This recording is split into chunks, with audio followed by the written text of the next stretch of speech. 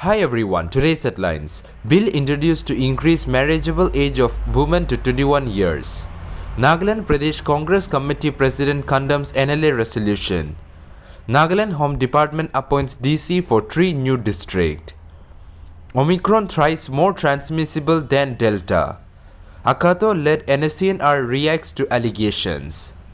Goa first-class state with third-class politician, says Arvind Kejriwal, promises first corruption-free government. News in details. Bill introduced to increase marriageable age of women to 21 years. A bill that seeks to fix 21 years as the uniform age of marriage for women and the men was introduced in Lok Sabha on Tuesday, with Union Minister Smriti Irani terming the move a decisive step in the country's history. The introduction of the Prohibition of Child Marriage Bill 2021 was opposed by some members who contended that the move infringed upon several personal laws in violation of fundamental rights and demanded that it be referred to a parliamentary panel for greater scrutiny. Soon after the introduction of the bill, Irani, the Women and Child Development Minister, urged the chair to refer it to a standing committee. The bill seeks to increase the legal age for women to marry to 21 years, bringing it at par with those of men. Nagaland Pradesh Congress Committee President condemns NLA resolution. The Nagaland Pradesh Congress Committee President K. Terry on Tuesday condemned the resolution passed by the Nagaland Legislative Assembly on the Mon killing incident at the special session, saying that the people want justice, not apology.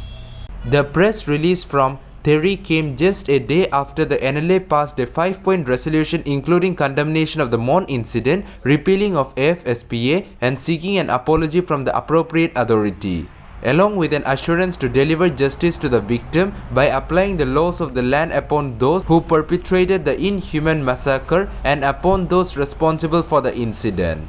Nagaland Home Department appoints DCs for 3 new districts. Following the state cabinet's decision for the formation of 3 new districts, Zemenu, Newland and Chumukuruma, on December 18, the government of Nagaland on Tuesday appointed 3 Indian Administrative Service officers as Deputy Commissioner of the new district. A notification issued by the Department of Personnel and Administrative Reforms Personnel A branch stated, in the interest of public service, the governance of Nagaland is pleased to order transfer and posting of the following IAS officer with immediate effect. Omicron thrice more transmissible than Delta. Asserting that the Omicron variant is at least thrice more transmissible than Delta, the Centre Tuesday asked state and union territories to activate war rooms, keep analyzing even small trends and surges, and keep taking strict and prompt containment action at district and local levels. In a letter to the state and union territories, Union Health Secretary Rajesh Bhushan advised implementing strategic intervention for containment like imposition of night curfew, strict regulation of large gathering, curtailing numbers in marriages and funerals, besides increasing testing and surveillance. The letter highlighted measures that need to be taken in view of initial sign of surge in cases of COVID-19 as well as increased detection of Omicron in different parts of the country. Akato-led NSCNR reacts to allegation. Reacting to the statement issued by NSCNR under Vangting Naga and P. Tikak, the Akato Chopi-led NSCNR maintained that it did not want to involve in cheap gimmicks and stoop low by pointing fingers at esteemed Naga platform and thereby avoid amusing scenes in public domain. In a press note issued by NSCN GPRN, it said that though armed with proof, it did not want to scatter the dirty litters in the public area by picking names. NSCN GPRN, however, said that if it was constantly hit below the belt, it would be constrained to do so. Any persons who wants to check these documents are welcome to do so, it added. Goa first-class state with third-class politician, says Arvind Kejriwal, promises first corruption-free government.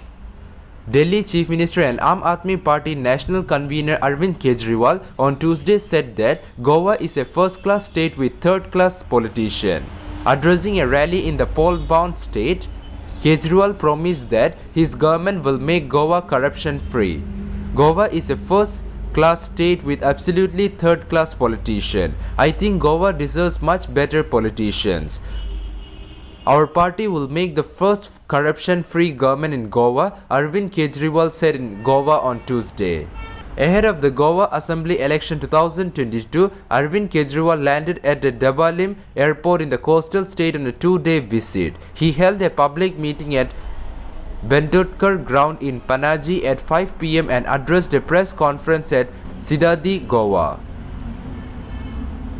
That's all for now. To get this latest news, don't forget to subscribe this channel. Thank you.